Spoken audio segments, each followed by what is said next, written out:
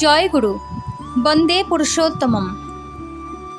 আলোচনা পত্রিকা থেকে সংগৃহীত স্বাস্থ্য, সদাচার ও বড়মা বিষয়টির ওপর ডাক্তার সদাপ্রিয় বসুর লিখিত কিছু ঘটনা আজ তুলে ধরব।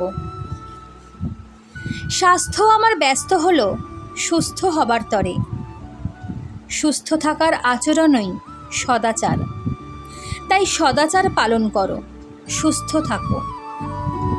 স্বাস্থ্য ও সদাচার সূত্রে উল্লেখিত পরম দয়াল শ্রী ঠাকুরের এই বাণী দুটি আমাদের জীবন চলনার অপরিহার্য অঙ্গ। আমরা সকলেই চাই বাঁচতে, বাড়তে, সুস্থ শরীরে জীবনকে উপভোগ করতে। শাস্ত্রে আছে শরীর মাধ্যম খলু ধর্ম সাধনম। আগে শরীর ভালো রাখা, তারপর ধর্ম সাধনা করা। শ্রী শ্রী ঠাকুর বললেন, ধর্ম কথাটা এসেছে ধৃ ধাতু থেকে। ধৃ ধাতুর অর্থ ধারণ, পালন, বর্ধন।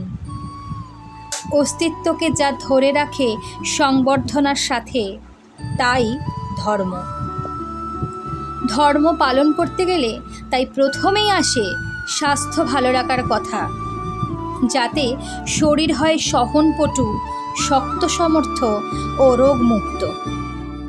এমনভাবে আমাদের প্রত্যেকের চলা প্রয়োজন, যাতে আমরা সহজে রোগগ্রস্ত হয়ে না পড়ি, সংক্রামিত না হই। তাই যজন, যাজন, ইষ্টভীতি করার সাথে সাথে সদাচারের নিয়মগুলি পালন করা এত জরুরি। শরীর, মন ও আত্মা, এই তিন নিয়েই মানুষের জীবন। তাই সদাচারেরও তিনটি অঙ্গ: শারীরিক সদাচার, মানসিক সদাচার ও আধ্যাত্মিক সদাচার। ব্যাধি জ্বরের হাত থেকে শরীরকে রক্ষা করার আচরণ বিধি হল শারীরিক সদাচার। মন যাতে সংকুচিত না হয়, বিষাদগ্রস্ত না হয়, চিত্ত যাতে প্রফুল্ল থাকে, সদা সর্বদা সেই মতো চলার চেষ্টাই হল মানসিক সদাচার। আপুরয়মান, বৈশিষ্ট্য পালি, ব্যক্ত প্রিয়পরমের প্রতি নিষ্ঠা, আনুগত্য ও কৃতিসম্বেগ এবং তন্নিষ্ঠ তত্ত্বপা তচ্ছন্দানুবর্তী জীবন্ত আচার্যের নির্দেশ অস্থলিতভাবে পরিপালন করাই আধ্যাত্মিক সদাচারের মূল কথা। বিশ্বকল্যাণের মূর্ত প্রতীক পরম প্রেমময় শ্রী শ্রী ঠাকুর তার দীর্ঘ 81 বছরের ভাগবত জীবনে যেমন সদাচারের নিয়মনীতি পালন করে ও করিয়ে আমাদের চরিত্রগত করতে প্রযত্নপর ছিলেন, তেমনি পুরুষোত্তম ঘরণী লক্ষ্মী স্বরূপিণী জগজ্জননী শ্রী শ্রী বড়মা স্বামী সেবার সাথে সাথে স্বাস্থ্য ও সদাচারের পরিপালনে সদা তৎপর থেকে শ্রী শ্রী ঠাকুর ও পরিবেশের প্রতিটি সত্তার শারীরিক ও মানসিক স্বাস্থ্য অক্ষুণ্ণ রাখার কাজে বিশেষ যত্নশীল ছিলেন। স্বাস্থ্য ও সদাচার সম্পর্কিত শ্রী শ্রী বড়মার জীবনের বহু বাস্তব ঘটনা প্রকাশিত হয়েছে বিভিন্ন পুস্তক ও পত্রিকায়। আবার কিছু কিছু ঘটনা আছে যা আমরা ইষ্টকর্মী এবং সেবক সেবিকাদের মুখে শুনে সযত্নে রক্ষা করে রেখেছি স্মৃতির মণিকোঠায়। পরমারাধ্যা জগজ্জননী শ্রী শ্রী বড়মার পূর্ণ জন্মমাস শ্রাবণ মাসে তেমনতর কিছু স্মৃতিচারণ আশা করি সময় উপযোগী ও প্রাসঙ্গিক হবে। আমার জন্ম দেওঘরে। ঠাকুরবাড়ির অনতি দূরে অবস্থিত পুরান্দহের অবিনাশ কুটিরে। আমার মায়ের বাবা, মা, ঠাকুমা, কাকা, কাকিমা, পিসিমা এবং পিসেমশাই পাবনা আমল থেকেই পরম দয়াল শ্রী শ্রী ঠাকুরের সান্নিধ্যে সৎসঙ্গ আশ্রমে স্থায়ীভাবে বসবাস করতেন।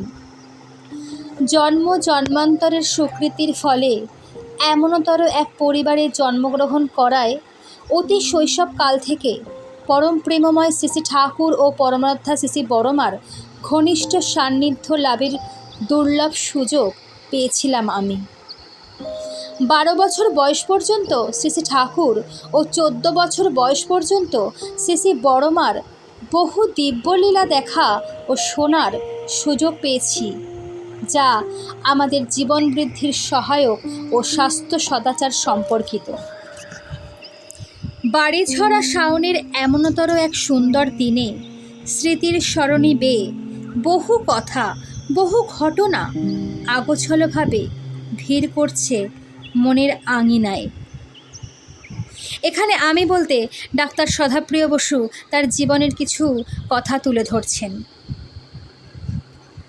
আমার শৈশবকালে জীবনের এক সংকটময় মুহূর্তে যখন দেওঘর সৎসঙ্গ আশ্রমে উপস্থিত চিকিৎসকেরা আমাকে চিকিৎসা তো দূরের কথা, একবার দেখতে যাবার ইচ্ছাও পরিত্যাগ করেছিলেন, বাঁচার কোনো আশা নেই এই ভেবে, সেই সময় আমার মায়ের মা ও পিসিমাদের কাতর প্রার্থনায় পরম দয়াল শ্রী শ্রী ঠাকুর আমায় পুনর্জীবন দান করলেন।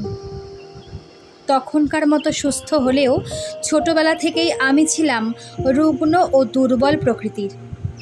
সর্দি কাশি, জ্বর, গলা ব্যথা, পেটের রোগ, হজমের গোলমাল এসব ছিল আমার নিত্যসঙ্গী। ডাক্তার ননীদা, ননী মণ্ডল, ডাক্তার গোকুল নন্দী, ধীরেন দাদু, ডাক্তার ধীরেন্দ্র কিশোর ভট্টাচার্য ও ডাক্তার সূর্য বসুর বহু ওষুধ ও ইঞ্জেকশন নিয়েও পুরোপুরি সুস্থ হচ্ছিলাম না। তখন আমার মায়ের পিসিমা শ্রী বড়মাকে সব কথা নিবেদন করেন। শ্রী বড়মা সব শুনে একটা মাদলি পরার বিধান দিলেন। হিজলি ফলের বিচি দিয়ে তৈরি সেই মাদুলি, সেই সাথে খাওয়া দাওয়ার অনেক বিধিনিষেধ বলে দিয়েছিলেন। মাটির হাঁড়িতে সিদ্ধ করে 2-1 বছরের পুরানো চালের ভাতের সাথে তেল মশলা ছাড়া আনাজপাতি সিদ্ধ করে খাওয়ানো হতো আমাকে। দিদিমার সাথে তার ঘরে গেলে তিনি মাঝে মাঝে জিজ্ঞাসা করতেন, আজ কী দিয়ে ভাত খাইছিস? আমি বলতাম, আলুর দম, পটলের দম, পেঁপের দম, ঝিঙের দম ইত্যাদি। শুনে তিনি ও তার ঘরে উপস্থিত মায়েরা, দিদিমারা খুব আনন্দ পেতেন ও হাসতেন। আসলে আমি সিদ্ধ কথাটা ঠিক বলতে পারতাম না। দিদিবার মুখে শোনা আলুর দম কথাটি শুনে সব তরকারির দম বলার অভ্যাস হয়ে গিয়েছিল। সেই সময় পরম দয়াল শ্রী ঠাকুর বিকেলের দিকে আপেল সেদ্ধ খেতেন। শ্রী বড়মার নির্দেশে রেণু দিদিমা, মায়ের পিসিমা আমার জন্য সেই আপেলের ছাল ও ছালের সাথে লেগে থাকা অনেকটা শাঁস সিদ্ধ রেখে দিতেন অ্যালুমিনিয়ামের কৌটায় ভরে। সন্ধ্যা প্রার্থনার ঘণ্টাখানেক আগেই দিদিমার সাথে আমি ঠাকুর বাড়ি যেতাম।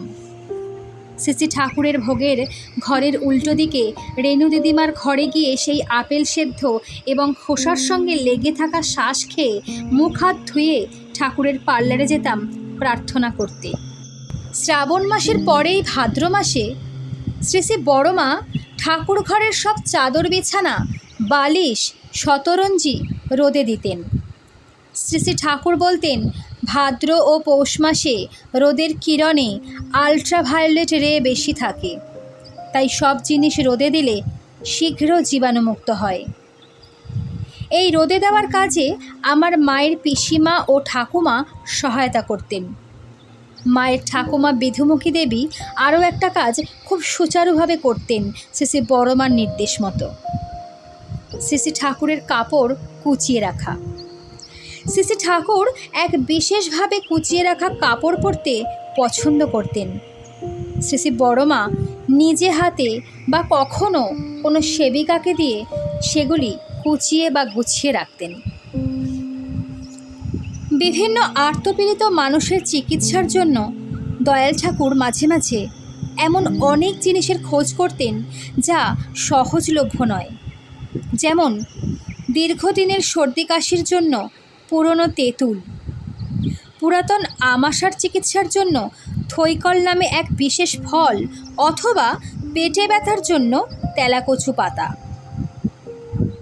কোথাও সন্ধান পাওয়া না গেলেও শ্রী বড়মার কাছে সব পাওয়া যেত। আশ্রমবাসী ও বহিরাগত মানুষের স্বাস্থ্য রক্ষা ও রোগমুক্তির জন্য প্রয়োজনীয় দ্রব্যাদি সযত্নে গুছিয়ে রাখতেন তিনি। সকলের অগোচরে, রান্নাঘরে, ভাড়ার ঘরে, নানা কৌটায়। শুধু শারীরিক সুস্থতা নয়, আশ্রমের আবাল বৃদ্ধ বনিতার মানসিক সুস্থতার দিকে বিশেষ সজাগ দৃষ্টি ছিল জগজ্জননী শ্রী বড় মায়ের। দুপুরে খাওয়া দাওয়ার পরে বই পড়ার অভ্যাস ছিল তার। রামায়ণ, মহাভারত পড়তেন, তার সাথে গল্প উপন্যাসের বইও। বিকেলে ও সন্ধ্যার দিকে আশ্রমের মায়েদের সাথে ছোট ছেলেমেয়েরা এসে জুটত তার ঘরে। হাসি ঠাট্টা, গল্প গুজব, গান বাজনা, সিনেমা, খেলা ইত্যাদি ভরপুর এক অনাবিল আনন্দের আসর। জয়তী জননী মেয়ে গ্রন্থে শ্রদ্ধেয় দেবীপ্রসাদ মুখোপাধ্যায় পুরুষোত্তম লীলাসঙ্গিনী শীর্ষক প্রবন্ধে শ্রী বড়মার ঘরের সান্ধ্যকালীন আনন্দমুখর মজলিসের কথা বর্ণনা করতে গিয়ে লিখেছেন, সন্ধ্যায় সমাগত মায়েদের কাছে বড়মা নারী জীবনের ঘরণীয় ও পালনীয় সম্বন্ধে নানা বিষয়ে গল্পচ্ছলে বলতেন। তার ব্যক্তিগত জীবনের বহু রকম অভিজ্ঞতার কথা। এর ভিতর দিয়ে মায়েদের অনেক কিছু শেখা বা জানা হয়ে যেত। মাঝে মাঝে চুটকি হাসির গল্পও হতো। বড়মা হয়তো সামান্য একটা কথা উস্কে দিলেন, অমনি সারা ঘর হই হই হাসিতে ফেটে পড়ত। তখন পাশের ঘরের শ্রী ঠাকুর হয়তো প্রয়োজনীয় বিষয়ে কথাবার্তা বলছেন, কিন্তু ওই স্বতঃস্ফূর্ত হাসির ধ্বনিতে তাকে কখনো বিরক্ত হতে দেখা যায়নি। তিনিও উপভোগ করতেন সবার মনের এই খোলামেলা উচ্ছ্বাস। সাংসারিক নানা অভাব অভিযোগ, বিরক্তি বিষাদ ও মানসিক অবসাদ এইসব চুটকি হাসির গল্প ছড়ার মাধ্যমে অতি সহজেই কাটিয়ে দিতেন শ্রী বড়মা। পরমদয়াল শ্রী ঠাকুর বলতেন, মনটা দুষ্ট হলেই শরীরে নানা রোগ বাসা বাঁধে। মন আনন্দে থাকলে অসুখ বিসুখ তেমন কাবু করতে পারে না আমাদের। দক্ষিণবঙ্গের এক গ্রাম থেকে এক সৎসঙ্গী মা এসেছিলেন শ্রী ঠাকুরের কাছে মনের ব্যথার কথা জানাতে। তিনি ঠাকুরকে জানান যে তার আর বাঁচতে ইচ্ছা করে না। স্বামী, শ্বশুর, শাশুড়ি, ননদ, দেওর কেউ তাকে ভালোবাসে না। 3 বছর বিয়ের পরে সন্তান হয়নি বলে সবাই দুর্ব্যবহার করে। হাজার চেষ্টা করেন, সকলের সেবা করে, সে কারও মন পায় না। শ্রী ঠাকুর সেই মাকে জিজ্ঞাসা করেন, মা, তুই কচুর শাক রাঁধতে পারিস? সেই মাটি অসম্মতি জানানোর পরে তিনি বলেন শ্রী বড়মার কাছে গিয়ে শিখে নিতে। শ্রী বড়মার কাছে গিয়ে সেই মা কচুর শাক, কচুরলতি, কচুর সিংডি ও আরও বহু পদ রান্না করা শিখে নেন কয়েকদিন ধরে।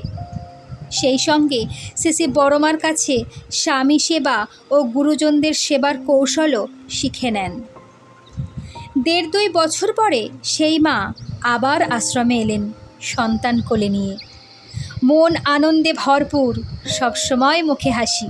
বাড়ির সবাই তার রান্নার প্রশংসায় পঞ্চমুখ। জয় গুরু।